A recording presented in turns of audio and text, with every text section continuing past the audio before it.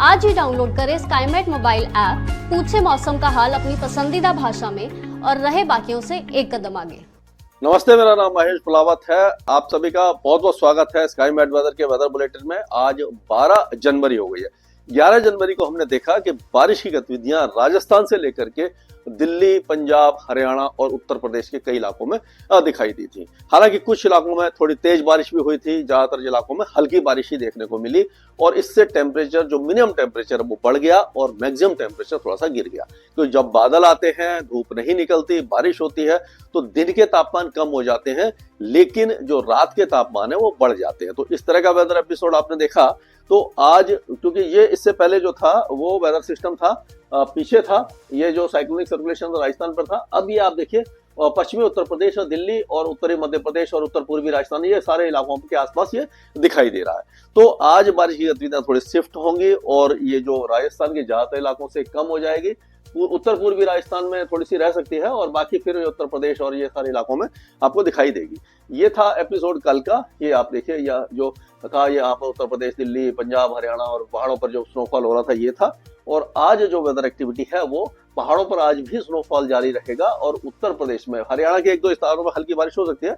उत्तर प्रदेश की अगर हम बात करते हैं तो ये बरेली और मुरादाबाद से लेकर के आपका जो लखनऊ, कानपुर, औरैया, ये जो झांसी, महोबा, इन इलाकों में बारिश की संभावना नजर आ रही है। बाकी उत्तर प्रदेश के पूर्वी इलाकों में, ये मध्य प्रदेश के पूर्वी इलाकों में भी हल्की बारिश की संभावना दिखाई दे रही है। और उसके बाद फिर जो वेदर सिस्टम आएंगे उसमें क्या होगा कि 14-15 तारीख को जो बारिश की गतिविधियां हैं फिर से ये राजस्थान में आपको दिखाई देंगी। यानी ग्वालियर संभाग है, राजस्थान के कोटा संभाग है और जो गुना वगैरह इन इलाकों में दिखाई देगी। और उसके बाद फिर से ये आपका उत्तर प्रदेश के कई इलाकों में पहुंच जाएगी। तो ये अगर हम देखें एक एक स्टेशन के हिसाब से अगर हम देखते हैं तो वो जो दूसरा जो एपिसोड है वो इस तरह से रहेगा। ये 15-16 तारीख के आसपास का रहेगा। इसमें अगर हम देखते हैं, आपको दिखाता हूं मैं कि ये देखिए, ये बारिश की गतिविधियां दिल्ली के साथ से साउथ में होंगी। 15-16 की बात है। ये अजमेर से लेकर के जयपुर, अलवर, दौसा, करौली, सवाई माधोपुर, यहाँ से लेकर के और कोटा तक भी हो सकती है, भीलवाड़ा तक, अजमेर, ये जो इलाके यहाँ तक, और हाथरस, आगरा, अलीगढ़, मथुरा, एटा, कानपुर, ग्वालियर, टीकमगढ़ और ये आपका जो दतिया, मुरैना, गुना, इन इलाकों में संभव नजर आ रही है। ये आगे का एपिसोड है, अभी का नहीं है, लेकिन इसके ऊपर भी हम बात करते रहेंगे बीच में। लेकिन अभी आप दिमाग में रखिए कि हाँ, ये 15-16 तारीख को, 14 की रात से और 15-16 तारीख को इस इलाके में फिर से साइक्लोनिक सर्कुलेशन बनेगा, वेदर एक्टिविटी हो सकती है। तो ये अगर हम देखें तो अभी जो जम्मू कश्मीर, गिलगित बाल्टिस्तान, मुजफ्फराबाद और लद्दाख में बहुत हल्का स्नोफॉल आज भी जारी रह सकता है और उसके बाद कल से मौसम साफ हो जाएगा। अगला जो वेदर सिस्टम है वो 15-16 तारीख को फिर से वेस्टर्न डिस्टर्बेंस आएगा और फिर से स्नोफॉल यहाँ पर शुरू हो सकता है। आज अगर देखें तो हिमाचल प्रदेश के कई इलाकों में बारिश की संभावना है और ऊंचे पहाड़ों पर स्नोफॉल आज भी रहेगा। कल से मौसम साफ हो जाएगा। उत्तराखंड के भी ऊंचे पहाड़ों पर ही बर्फबारी दिखाई देगी। निचले इलाकों में हरिद्वार, गढ़वाल और ये नैनीताल, उधम सिंह नगर, इन इलाकों में बहुत हल्की बारिश की संभावना जैसे कल थी वैसे ही रहेगी। इसके बाद मौसम यहाँ पर भी साफ होने वाला है। अगर हम पंजाब की बात करते हैं तो पंजाब में जो वेदर है वो लगभग साफ हो चुका है। अभी भी रूपनगर और शहीद भगत सिंह नगर, साहिबजादा, अजीत सिंह नगर वगैरह में बहुत हल्की बूंदाबांदी हो सकती है। बाकी इलाके सूखे हो जाएंगे और यहाँ पर हवाएं फिर उत्तर दिशा से चलने लग जाएंगी, जिससे कि टेम्परेचर में थोड़ी सी कमी आने की संभावना नजर आ रही है। अब अगर हरियाणा की बात करें तो हरियाणा के कई इलाकों में कल बारिश हुई थी। आज संभावना बाकी काफी ज्यादा कम हो गई है और उत्तरी हवाएं सिरसा, फतेहाबाद, हिसार, भिवानी, ये जो इलाके हैं यहाँ पर शुरू हो जाएंगे। यहाँ पर एक बार फिर से अगले 24 घंटों के दौरान तापमान गिरेंगे और उसके बाद आएगी दिल्ली और बाकी इलाकों की बारी। यहाँ पर भी टेम्परेचर गिरने की संभावना नजर आ रही है।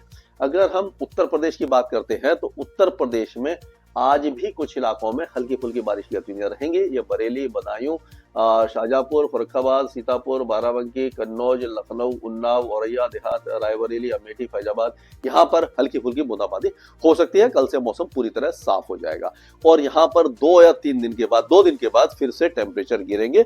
उत्तर पश्चिमी हवाएं चलना शुरू हो जाएंगे, जिससे कि तापमानों में गिरावट फिर से नजर आएगी। लेकिन हाँ, क्योंकि नमी आ चुकी होगी, हवा बहुत ज्यादा तेज नहीं होगी, तो घना कोहरा छाने की संभावना नजर आ रही है। यानी कि विजिबिलिटी काफी ज्यादा कम हो जाएगी। रेल, सड़क और हवाई यातायात में परेशानी होने की संभावना नजर आ रही है। उसी तरह से बिहार में मौसमी गतिविधि तो कुछ भी नहीं है, बारिश की संभावना बिल्कुल भी नहीं है। लेकिन हाँ, यहाँ पर 2 दिनों के बाद टेम्परेचर थोड़े से 3 दिनों के बाद टेम्परेचर गिरेंगे और कोहरा फिर से घना होने की संभावना नजर आ रही है। झारखंड में कोई भी मौसमी गतिविधि नहीं है, टेम्परेचर अभी स्टेबल रहेंगे और अगले 1 दिन के दौरान मतलब 2 दिन के बाद ये टेम्परेचर यहाँ पर भी थोड़े बहुत गिरेंगे, यानी कि बहुत ज्यादा गिरावट नहीं होगी, लेकिन 1-2 डिग्री गिरावट आपको देखने को मिल जाएगी। पश्चिम बंगाल में कोई भी मौसमी गतिविधि नहीं है, यहाँ पर अभी कोई भी वेदर एक्टिविटी नहीं दिखाई देगी। कालिम्पोंग, दार्जिलिंग, जलपाईगुड़ी से लेकर के आपको कलकत्ता, हावड़ा, हुगली सभी इलाके सूखे रहने वाले हैं। और उसी तरह से उत्तर पूर्वी राज्यों में भी चांसेज हमें दिखाई नहीं दे रहे हैं किसी भी तरह की बारिश की। हालांकि बांग्लादेश के आसपास एक साइक्लोनिक सर्कुलेशन बना है, लेकिन जैसे पहले नमी वाले हवाएं बंगाल की खाड़ी से नमी लेकर के आ रही थी, अब वो हट गई है, तो अब यहाँ पर बारिश नहीं होगी। अब राजस्थान की बात करते हैं तो राजस्थान में कल आपने बारिश देखी थी, अब बारिश की संभावना नजर नहीं आ रही है। और उसके बाद जैसे मैंने पहले बताया कि कोटा, बारा, झालावाड़, बूंदी, सवाई माधोपुर, करौली, धौलपुर, भरतपुर, अलवर, जयपुर, दौसा, टोंक, अजमेर, नागौर, सीकर, झुंझुनू, चुरू, ये जो इलाके हैं यहाँ पर 15 तारीख के आसपास फिर से बारिश की संभावना नजर आ रही है। इससे पहले यहाँ पर एपिसोड खत्म हो जाएंगे। अब अगर मध्य प्रदेश की बात करें तो मध्य प्रदेश में आज हो सकता है कि कुछ इलाकों में जो पूर्वी इलाके हैं, उमरिया, शहडोल, डिंडोरी, मांडला, बालाकोट, सिवनी, जबलपुर, इन इलाकों में छुटपुट बौछारें पड़ जाएं।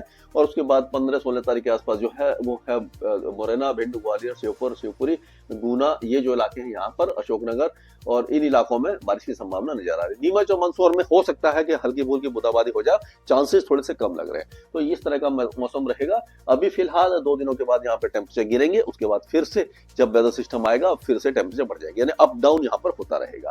छत्तीसगढ़ में चांसेस दिखाई नहीं दे रहे हैं बारिश के आज बिल्कुल भी, और मतलब बादल वगैरह छा सकते हैं कोरिया, बिलासपुर, मुंगेली और आपका बेमतारा, दुर्ग, राजनांदगांव, रायपुर, बलौद बाजार, दमतारी, इन इलाकों में। लेकिन चांसेस बारिश के एक आध जगह बूंदाबांदी हो सकती है, ज्यादा बारिश की चांसेस नहीं है। और उड़ीसा पूरी तरह शुष्क रहेगा, यहाँ पर टेम्परेचर 2 दिनों के बाद गिरेंगे, हालांकि बहुत ज्यादा गिरावट नहीं होगी, लेकिन फिर भी सर्दी अभी बरकरार रहने वाली है। अब अगर हम गुजरात की बात करते हैं तो गुजरात में मौसमी गतिविधि तो नहीं होने वाली है लेकिन जो टेम्परेचर बढ़े थे, एक बार फिर से 24 घंटे के बाद उत्तरी हवाएं चलने लग जाएंगी, वेस्टर्न डिस्टर्ब आगे चला जाएगा, उत्तरी हवाएं चलेंगी, फिर से यहाँ पर टेम्परेचर बढ़ेंगे, मतलब गिरेंगे।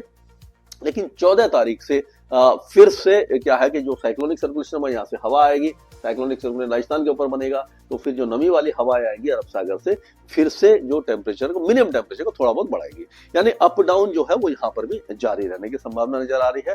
अब अगर विदर्भ की बात करें तो विदर्भ में अमरावती, नागपुर, भंडारा, चंद्रपुर, इन इलाकों पर वर्धा वगैरह में बूंदाबांदी हो सकती है, ज्यादा वेदर एक्टिविटी नहीं है।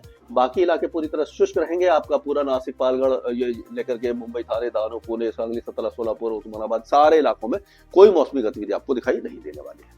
अब अगर हम तेलंगाना की बात करें तो तेलंगाना में अभी फिलहाल टेम्परेचर बढ़े हैं, 2 दिनों तक बढ़ेंगे और उसके बाद फिर से उत्तरी हवाएं यहाँ पर अपना कब्जा जमा लेंगी और फिर से तापमानों में गिरावट होगी।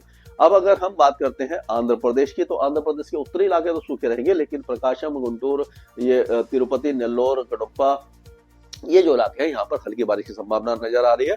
साइक्लोनिक सर्कुलेशन जो बंगाल की खाड़ी में बना हुआ है। अब कर्नाटक की बात करें तो कर्नाटक का मौसम पूरी तरह शुष्क रहेगा, बादल वगैरह दक्षिणी कर्नाटक में छा सकते हैं, लेकिन चांसेस बारिश के नजर नहीं आ रहे हैं।